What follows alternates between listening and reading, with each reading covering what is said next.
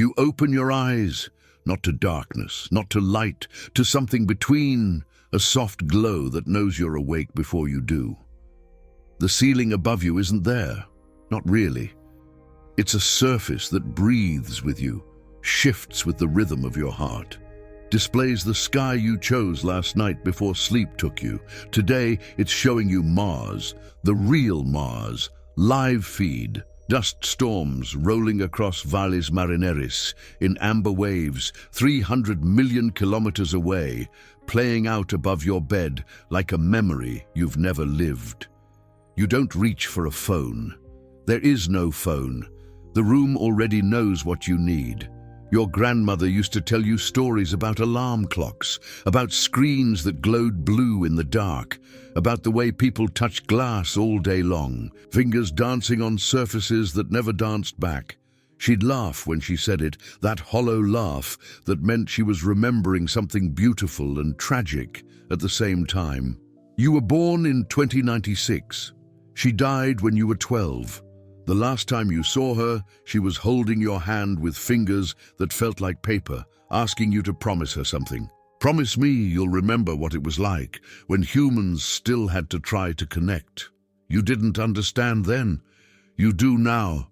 The air in your room tastes like morning, not the generic morning of recycled atmosphere and filtered particles.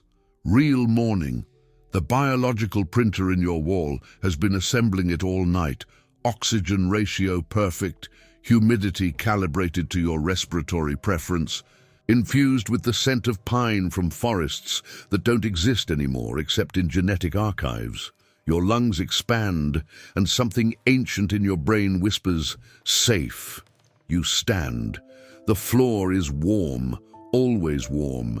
The entire city beneath you runs on fusion now, has for 40 years. And heat is no longer something you buy or ration or fear losing. Your apartment is 700 meters above street level. Not because you're wealthy. Everyone lives high now. The ground belongs to something else. You walk to the window. It's not really a window either. It's a membrane.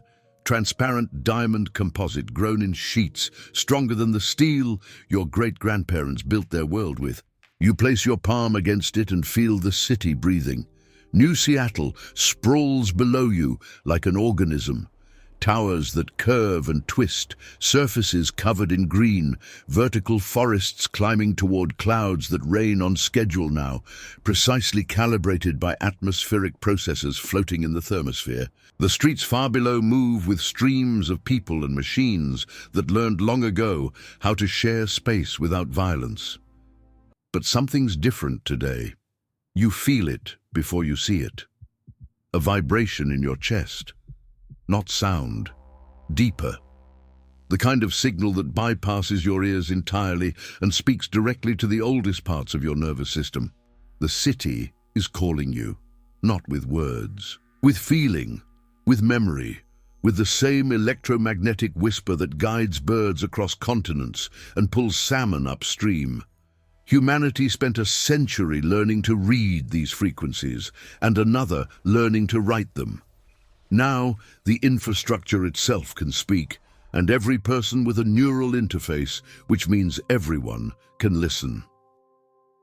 Today is Remembrance Day, the one day each year when the entire planet stops working and starts witnessing, when every city, every settlement, every orbital habitat and lunar colony and Martian dome simultaneously opens its archives and shows people what came before, what was lost, what was saved, what became of the world that your grandmother was born into, the one she promised you'd remember. You haven't experienced it yet. This is your first remembrance as an adult. You turned 18 3 months ago, which means this is the first year you'll receive the full transmission. No filters, no parental restrictions.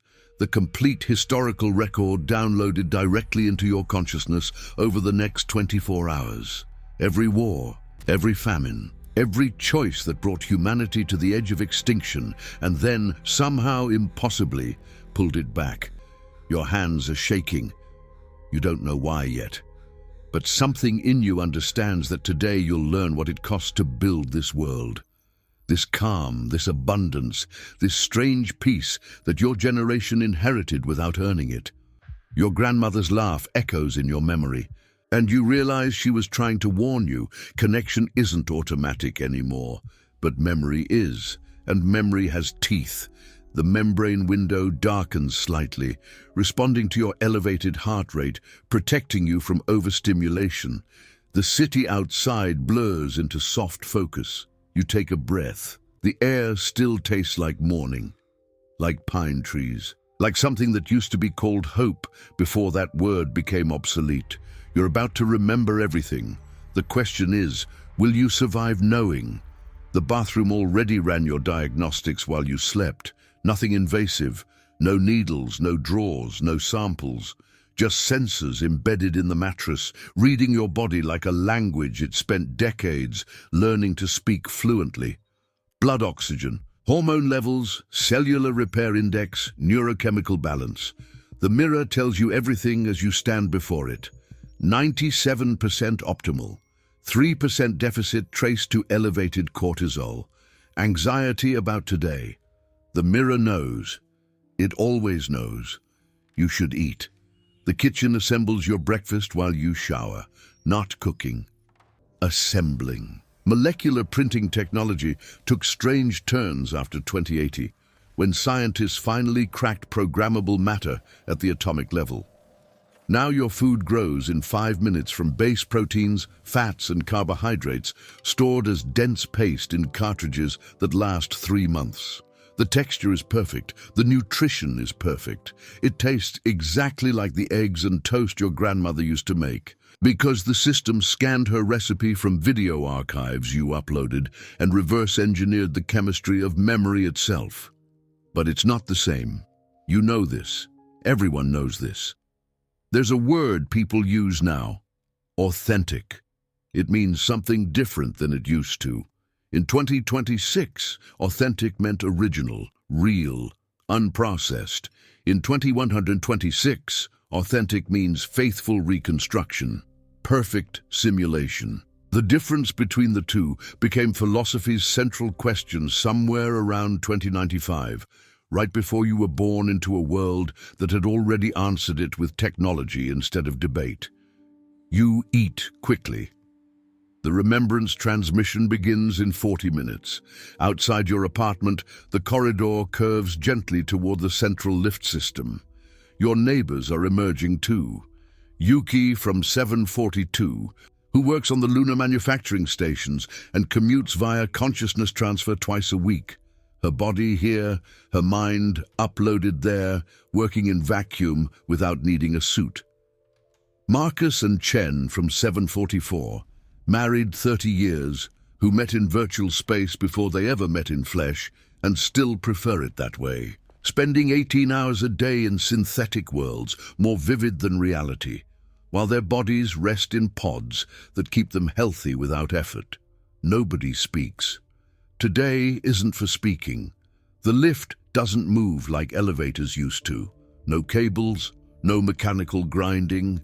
It's a magnetic levitation chamber that descends through the tower's center at speeds that would have killed people a century ago. Except inertial dampening fields cradle you so gently you feel nothing but a slight pressure change in your ears as you drop 70 floors in 8 seconds.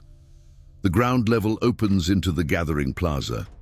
Every city has one now. Massive public spaces designed for collective experience. Holdovers from 2070s architecture, when humanity briefly panicked that virtual reality was making people forget how to be together physically. The panic was justified. The solution worked. These plazas became mandatory in urban design codes worldwide, and they're the only places where building regulations require natural materials, real stone, actual wood. Growing plants with roots in soil, not hydroponic suspension. The plaza is filling with thousands, everyone moving quietly, finding space, sitting or standing according to preference. The children are here too. Even the youngest ones, 5 and 6 years old, clutching parents' hands with the solemn awareness that something important is happening. Above you, the sky begins to change. Not clouds, not weather. The atmospheric projectors are activating, turning the entire dome of visible air into a display surface. Images start to form, faint at first, then sharpening.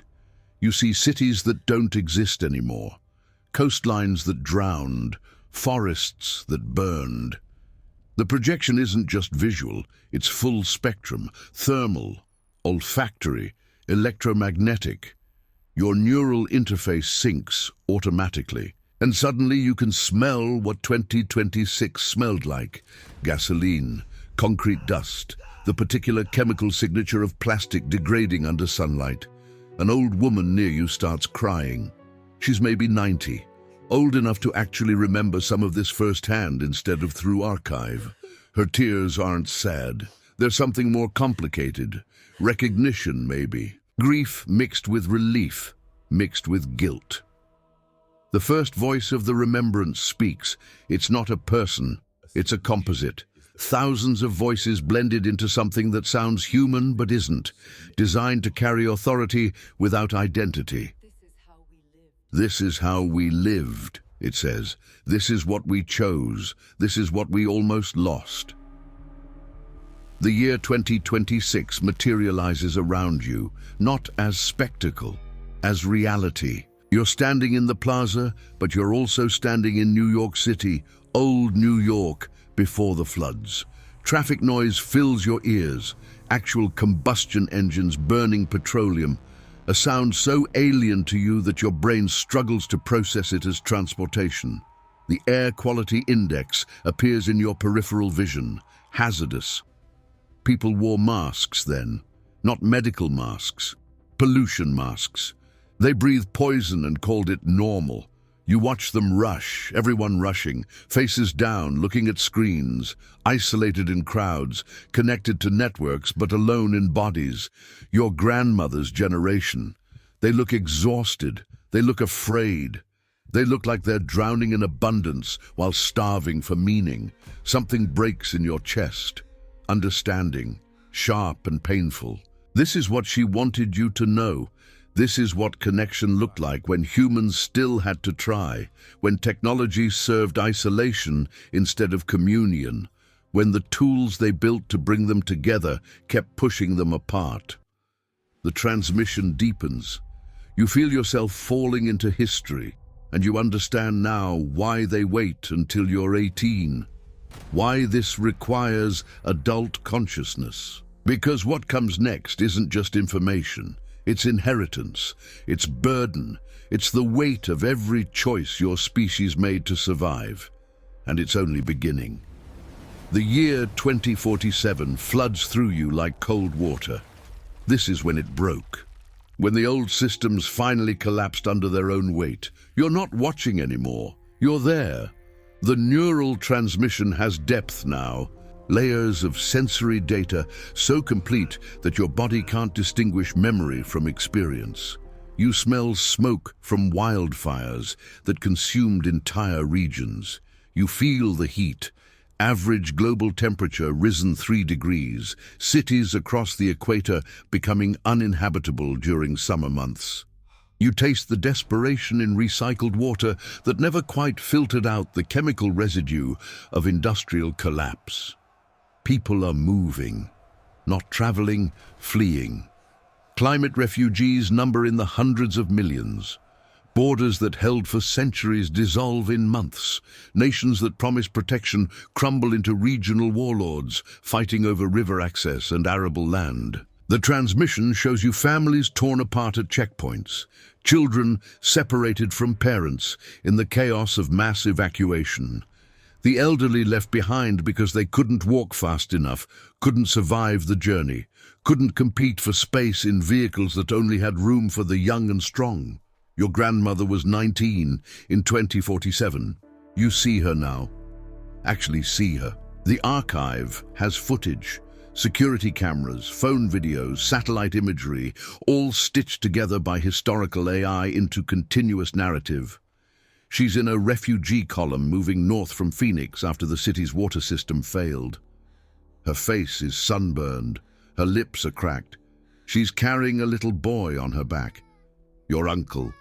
He's crying, but no tears come. Dehydration. You want to look away. You can't. The transmission won't let you. This is the inheritance. This is what survival cost. But something else is happening in 2047. Something beneath the collapse. Small groups of people making different choices. Scientists who stayed at their posts when governments stopped paying them. Engineers who shared their discoveries freely instead of selling them to the highest bidder. Farmers who saved seeds and taught neighbors how to grow food in contaminated soil. Programmers who built open-source systems for coordinating rescue and resource distribution, refusing corporate buyouts, refusing military contracts, refusing everything except the work itself. The transmission calls them the architects, not because they designed buildings, because they designed possibility. You watch them gather in makeshift labs, abandoned universities, converted warehouses, working without sleep, without funding, without any guarantee of success, racing against collapse to build something, anything, that might catch humanity before it hit bottom. The first fusion reactor prototype explodes in 2051, killing 17 researchers. They rebuild it. The atmospheric processor network fails its initial deployment in 2053, and acid rain kills crops across Indonesia. They recalibrate. The neural interface project faces violent opposition from religious groups who call it blasphemy, from governments who call it dangerous, from corporations who call it unprofitable. They build it anyway, because the old way was dying, and something new had to be born, or everyone died with it. The year 2064 arrives like dawn after endless night. First successful fusion plant goes online in Singapore. Unlimited clean energy, free energy. The economic models that ran on scarcity shatter overnight. Within 5 years, 40 more plants operational. Within 10 years, 200. The cost of power drops to effectively zero. Desalination becomes viable. Vertical farming becomes viable. Molecular printing becomes viable. Everything that was impossible under the old energy economy suddenly opens like a door. But energy alone doesn't save people. Energy just makes choices cheaper. The question becomes, which choices will we make? You watch humanity stand at that crossroads. Some nations hoard the technology. Others share it. Some try to weaponize it. Others try to heal with it. The transmission doesn't hide the failures, doesn't sanitize the violence, shows you the wars fought over fusion patents, the assassinations of architects who refused to cooperate with military applications, the corporate espionage and sabotage, and brutal suppression of alternatives. Your grandmother is 36 now, 2064. She's working in a community medical clinic in what used to be called Oregon. The transmission shows her treating radiation burns from a dirty bomb that destroyed Portland's fusion plant. Shows her holding the hand of a 15-year-old girl dying from contaminated water. Shows her walking home after 30-hour shifts, exhausted, devastated, still showing up the next day because that's what the architects did. They showed up, they kept working. They refused to let collapse be the final answer. Something is growing in your chest. Not sadness, something fiercer. Respect maybe, gratitude. The understanding that you're alive because people you'll never meet decided your existence was worth their sacrifice. The transmission shifts. Year 2079, the turning point. Global council forms, not government but coordination network. Voluntary cooperation between cities, regions, nations that chose partnership over competition. The old powers resist. Some collapse entirely. Others adapt slowly, painfully, shedding hierarchies that no longer function in an economy of abundance. Violence decreases. Not because humans become less violent, because the reasons for violence erode. Scarcity was the engine of conflict. Remove scarcity, and conflict loses fuel. It doesn't disappear. Human nature is human nature, but it transforms, becomes manageable, becomes something other than the defining feature of civilization. Neural interface technology reaches maturity in 2083, not mind control, not surveillance, communication, direct, unfiltered, impossible to fake. Empathy becomes literal. You can feel what others feel if they consent to share. Deception becomes difficult, not impossible. Humans always find ways to lie, but costly, requiring effort, and most people discover they don't want to lie when truth becomes this easy. The old woman near you is sobbing harder now. She lived through this. She remembers when lying was easier than honesty, when isolation was simpler than connection, when the world your generation inherited was still just desperate hope instead of lived reality. You reach out and take her hand. She grips it hard. Your neural interface syncs with hers. She allows it, and suddenly you feel what she feels. Relief. Bone-deep relief that she survived to see this. That her suffering produced something. That the hell she endured wasn't meaningless. The transmission pauses, gives you space to breathe. The plaza is silent except for crying. Thousands of people processing 100 years of trauma and triumph compressed into hours. And you understand now, understand why this ritual exists, why everyone must witness this once they're old enough to carry it. Because forgetting would be the real death, the final loss, the one that makes all the sacrifice meaningless. The transmission enters its final phase. You're standing in 2096, the year you were born. The world is already recognizable. Towers growing upward, vertical forests breathing along their surfaces, fusion plants humming beneath cities like mechanical hearts. But something's different, rawer, newer. The scars are still visible, generation gaps wider, people still arguing about whether this new world is better or just different, still mourning what was lost, even as they marvel at what was gained. Your grandmother is 68. The archive shows her in a hospital room, holding a newborn, holding you. Her hands shake.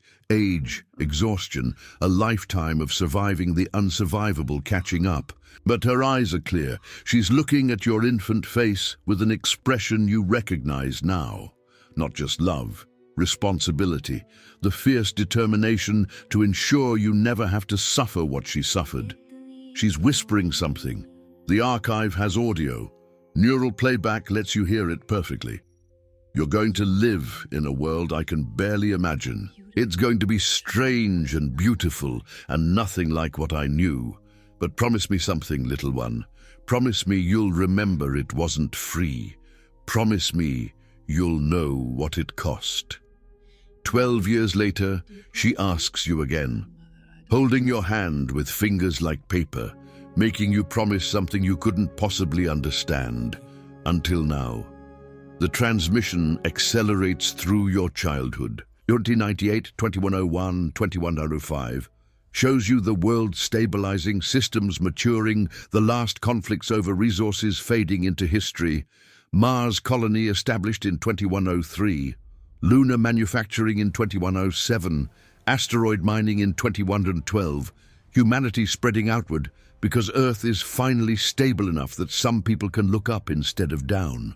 You watch the population graphs, billions lost in the collapse, slow recovery. Different recovery, people choosing to have fewer children, but raising them with more resources, more attention, more possibility. Birth becomes intentional instead of accidental.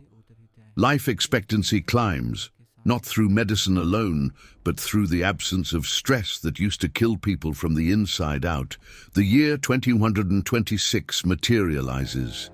Today, right now, this moment, you see yourself from outside, standing in the plaza, hand clasped with an old woman who survived everything, surrounded by thousands who are witnessing what you're witnessing. And above you, the sky shows the Earth from orbit, the real Earth. Live feed from satellites that never sleep, oceans restored to something resembling health. Forests regrowing in patterns designed by ecological AI and planted by human hands. Atmosphere stabilizing degree by degree, decade by decade, through technology and collective will that refuse to accept extinction. It's not perfect. The transmission doesn't claim perfection. Shows you the problems that remain. Neural interface addiction, virtual reality escapism, the small but persistent communities who reject all technology and live like people did centuries ago. The philosophical debates about authenticity, identity, consciousness itself, the ways abundance created new forms of emptiness, the humans who still suffer depression, anxiety, existential crisis, because technology fixed material scarcity but couldn't fix the human heart. But it's alive. That's what matters. Humanity is alive, not just surviving, living, choosing, building. The long emergency is over. What comes next is up to you. The transmission voice returns, that composite of thousands speaking as one. This is your inheritance. Carry it carefully, not as burden, but as foundation.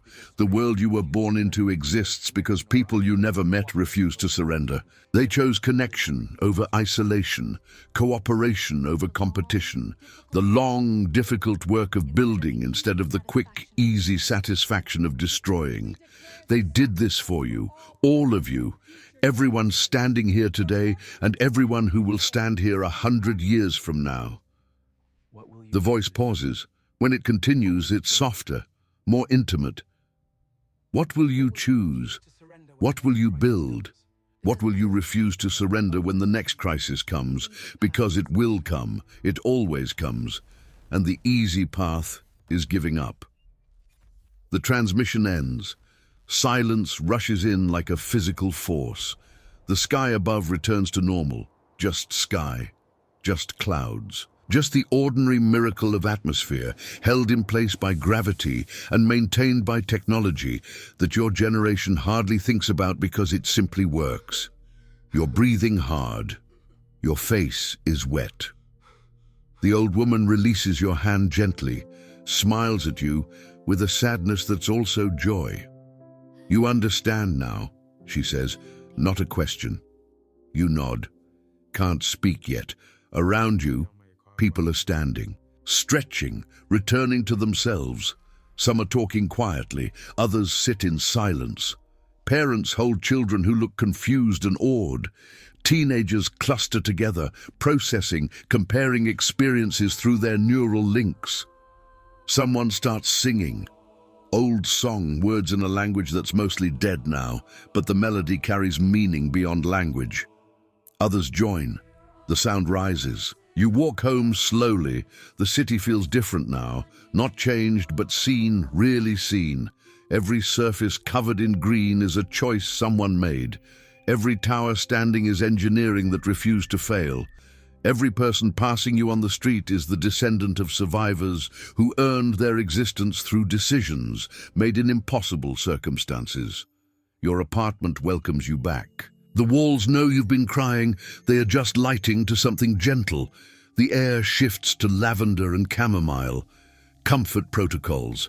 You sit by the membrane window and look out at New Seattle, at the world your grandmother's generation built.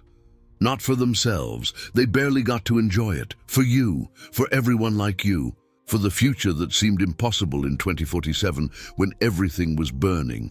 And you make a choice. Right now, right here, sitting in comfort that was bought with suffering you'll never directly experience. You choose to remember, not as obligation, as honor, as fuel, as the foundation for whatever you build next, because the work isn't finished. It's never finished. Every generation inherits a world and decides what to do with it. Your grandmother's generation chose survival. Your parents' generation chose stability. Your generation gets to choose what comes after stability, what humans become when basic needs aren't the central question anymore, what consciousness does with freedom it's never had before. The possibilities are endless, terrifying, beautiful. You open your interface, navigate to the community forums. Find the discussion thread about Remembrance Day, already filling with thousands of voices processing what they witnessed. You add your own thought. Simple, true. I understand now why we remember. Not to stay trapped in the past, but to honor it enough that we don't waste the future it brought us.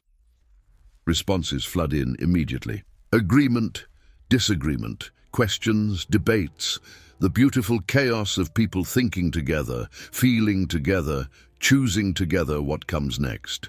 You smile, close the interface, look out at the city breathing in twilight.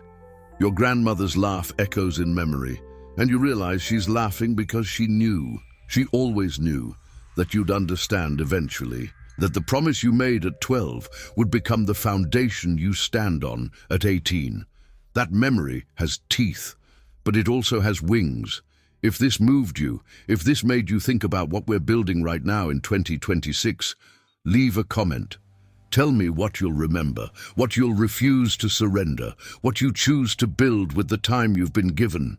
Because 100 years from now, someone will be watching our choices, judging whether we honored our inheritance, whether we earned the future we're creating. Make it worth remembering. The city lights come on, millions of them, each one a choice, each one a promise, each one burning steady against the dark. You close your eyes, rest. Tomorrow you'll wake up and decide what to do with everything you've learned. But tonight, you simply sit with it. The weight, the gift, the inheritance, and somewhere in your chest, in the place where memory lives, your grandmother is still holding your hand, still asking you to remember, still trusting you will.